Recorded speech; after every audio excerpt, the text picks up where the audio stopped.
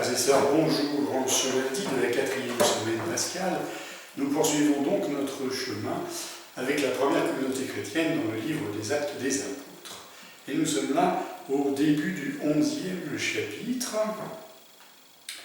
Pierre est de retour à Jérusalem. Et la lecture quotidienne du livre des Actes nous fait sauter un épisode particulier, et pourtant capital, c'est la rencontre, la vision de Pierre qui l'amène à aller rencontrer Corneille, le centurion Corneille, et inaugurer ainsi l'accueil par le baptême des païens dans la communauté chrétienne. Et Pierre est donc de retour à Jérusalem, et nous avons là, dans ce début du 11e chapitre, un peu, on pourrait dire, le compte-rendu de mission de Pierre auprès de ses compagnons apôtres. Les choses ne sont pas aussi simples qu'on pourrait l'espérer. On a appris bien sûr ce qui s'était passé, que les nations, elles aussi, nous le dit le livre des Actes, avaient reçu la parole de Dieu. Et lorsque Pierre est de retour à Jérusalem, ceux qui étaient juifs d'origine le prirent à partie en disant « Tu es entré chez des hommes qui ne sont pas circoncis et tu as mangé avec eux. » Donc il y a déjà ce qui est cristallisé à travers cette remarque qui est adressée à Pierre, ce qui va être le point saillant du conflit qui va parcourir la première communauté chrétienne. Faut-il être circoncis pour entrer dans la communauté chrétienne? Ou pour le dire autrement, faut-il être juif pour devenir chrétien? Et donc, faut-il commencer par suivre la loi de Moïse pour ensuite accueillir la bonne nouvelle de l'Évangile? Alors ainsi questionné, Pierre va donc faire le compte-rendu de sa mission, va raconter et sa vision et la décision qu'il prend de se rendre auprès du centurion, accompagné de 6 frères, nous dit-il, et de baptiser Corneille et sa maisonnée. Et on pourrait dire que Pierre n'a fait d'une certaine manière que suivre le mouvement, puisqu'à peine entré dans la maison, où il commençait à faire son discours pour expliquer même à Corneille et sa maison sa propre vision, nous dit-il dans le récit des Actes des Apôtres, au moment où je prenais la parole, l'Esprit Saint descendit sur ceux qui étaient là, comme il était descendu sur nous au commencement. Voilà donc une nouvelle Pentecôte, la Pentecôte des nations, la Pentecôte des païens. L'Esprit descend sur la maisonnée, alors que Pierre n'a encore rien fait, et Pierre se dit, eh bien oui, en entendant ces paroles, il se calmèrent. Et qui suis-je, disait Pierre, qui étais-je moi pour empêcher l'action de Dieu?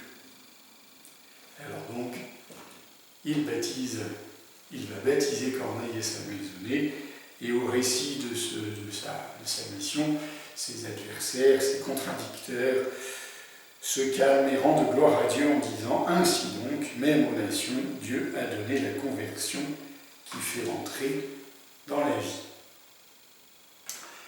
La conversion qui fait entrer dans la vie. Un petit verset, et plein de force. La conversion, le retournement qui fait entrer dans la vie, Dieu l'a donné, cette conversion, et si nous lisons bien ce que nous rapporte le livre des Actes, cette conversion qui fait entrer dans la vie, eh bien c'est le don, c'est particulièrement le don de l'Esprit Saint. C'est l'Esprit Saint qui est l'acteur principal de ce retournement, de cette conversion, de cette transformation qui fait entrer dans la vie, qui fait entrer dans la vie chrétienne, qui fait entrer dans la vie d'enfants de Dieu, partageant la vie du Christ ressuscité, partageant ainsi la vie pour l'éternité. Et c'est l'action de l'Esprit Saint qui convertit le cœur de Corneille et de sa maisonnée. C'était vrai de Corneille et de sa maisonnée, mais de Corneille, nous sommes les descendants, les héritiers. Nous sommes greffés sur l'olivier d'Israël, nous autres des nations. Et nous pouvons toujours faire nôtre cette expérience de l'accueil du don de l'Esprit qui convertit. Et dans ce temps qui nous sépare encore, ces derniers jours du temps pascal, qui nous sépare de la grande fête de la Pentecôte, du don de l'Esprit Saint, eh bien nous pouvons faire monter vers le Seigneur notre prière, comme nos évêques nous y invitent à faire de ce temps un temps de cénacle, d'une prière ardente de la communauté rassemblée, même si elle est encore dispersée dans le confinement, pour demander au Seigneur effectivement ce don de l'Esprit qui vient renouveler en nos cœurs cette vie d'éternité. Viens, disons, et nous pourrons trouver bientôt, dans le courant de la semaine, en tout cas avant le 11 mai, les grandes prières du Veni Creator, du Veni Sancte Spiritus, en français, que chacun puisse effectivement se les approprier et faire monter vers le Seigneur cette prière, cette attente de l'Esprit Saint. Viens, lumière de nos cœurs, hôte très doux de nos âmes, adoucissante fraîcheur, le don de l'Esprit Saint, lumière de nos cœurs.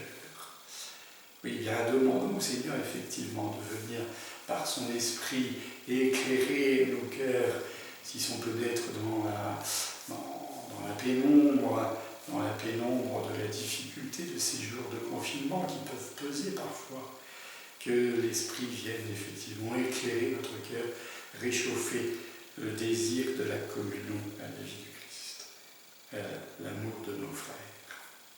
À bientôt.